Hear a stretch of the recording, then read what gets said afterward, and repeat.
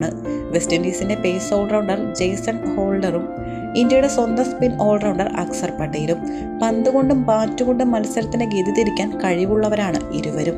Death ഓവറുകളിൽ അടിച്ചു കളിക്കാനും ആവശ്യമുള്ളപ്പോൾ എക്കണോമിക്കലായി പന്തെറിയാനും ഇവർക്ക് കഴിയും.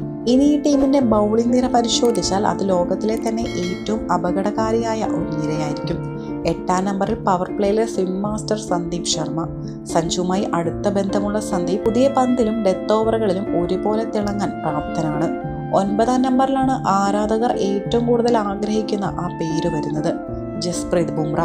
സഞ്ജുവിന്റെ നല്ലൊരു സുഹൃത്തായ ബുംറയെ ഈ ടീമിൽ കാണാൻ കഴിയുകയെന്നത് പ്രായോഗികമായി പ്രയാസമായിരിക്കാം. എന്നാൽ സങ്കല്പങ്ങളിൽ പോലും അത് തരുന്ന ആവേശം ചെറുതല്ല.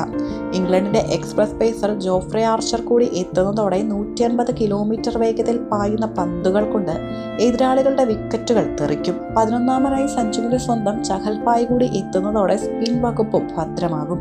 ടീമിന്റെ കളിക്കളത്തിലെ പ്രകടനത്തിന് പുറമെ ബെഞ്ചിലിരിക്കുന്ന പരിശീലകരുടെ നിരയും വമ്പൻ സംഭവമായിരിക്കും. ടീമിന്റെ ബൗളിംഗ് കോച്ചായി കേരളത്തിന്റെ സ്വന്തം ലോകകപ്പ് വീരൻ S ശ്രീശാന്ത് എത്തുമ്പോൾ യുവതാരങ്ങൾക്ക് അത് നൽകുന്ന ഊർജം അതിരറ്റതാണ്. ടീമിന്റെ മെന്ററായി ക്രിക്കറ്റിലെ മഹാതന്ത്രശാലിയായ R അശ്വിൻ കൂടി എത്തുന്നതോടെ എതിരാളികളുടെ ഓരോ തന്ത്രവും മുൻകൂട്ടി അറിയാൻ ടീമിന് കഴിയും. ഇനി ഇവർക്കെല്ലാം മുകളിൽ ടീമിന്റെ ഹെഡ് കോച്ചായി മുൻ ഇന്ത്യൻ കോച്ച് രവി ശാസ്ത്രിയെ കൂടി കൊണ്ടുവരാൻ കഴിഞ്ഞാൽ തോൽക്കാൻ മനസ്സില്ലാത്ത അഗ്രസീവായ ഒരു പടയായി കേരളം മാറും. തീർച്ചയായും മെഗാലയത്തിലെ നിയമങ്ങളും പേഴ്സ് ലിമിറ്റും കാരണം ഇത്രയും വലിയ മാച്ച് വിന്നർമാരെ ഒന്നിച്ചൊരു ടീമിൽ എത്തിക്കുക എന്നത് അത്ര എളുപ്പമുള്ള കാര്യമല്ല.